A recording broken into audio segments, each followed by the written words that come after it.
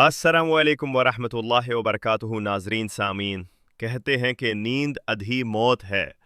جب وہ سو رہے ہوتے ہیں تو اس طرح کا نے کبھی وحشت محسوس کیے، گھبراہٹ محسوس کیے، بے چینی محسوس کیے، اور اس دوران کہ آنکھیں کھل گئی اور لگے کہ کمرے میں یا کہ پاس کوئی موجود ہے، کہ جسم پسینے سے شرابور ہو جائے یا کہ دل زور زور سے دھڑکے۔ پھر آقا نے کبھی یہ بھی دیکھا ہوگا کہ بعض اوقات بہت سارے بچے رات کو سونے کے دوران چیخنے لگتے ہیں، چلانے لگتے ہیں، اور پھر ڈر کے مارے وہ جاگ جاتے ہیں۔ یہ ایسی کیفیت ہوتی ہے جس کا ہم میں سے کوئی نہ کوئی شکار ہوتا رہتا ہے۔ یہ شیطانی وسوسے ہوتے ہیں یا ذہنی خیالات جو نیند کے دوران وحشت کی صورت میں ہمیں بے چین کر دیتے ہیں۔ لیکن الحمدللہ اللہ تعالیٰ کا لاکھ لاکھ شکر ہے کہ اس نے ہمیں اسلام میں ہر طرح کے خوف، بے چینی اور گھبراہٹ سے نجات کے لیے روحانی علاج سکھایا ہے۔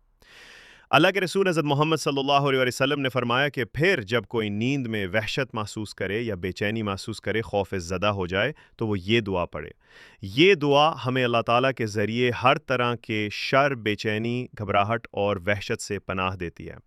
اعوذ بکلمات اللہ التامات من غضبہ وعقابہ وشر عبادہ ومن ہمزات الشیاطین وان یحضرون۔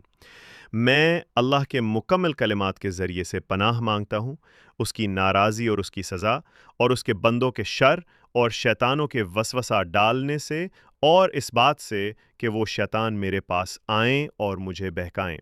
یہ دعا سونے سے پہلے ضرور پڑھنی چاہیے، اور اگر آقا کے بچے جو ہیں وہ خواب میں ڈر جاتے ہیں تو ان کے اوپر بھی دم کرنا چاہیے۔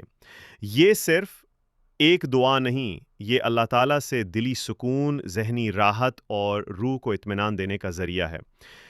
دعائیں ضرور کرنی چاہیے کیونکہ اللہ تعالیٰ نے کبھی دعائیں رائگاں نہیں کی۔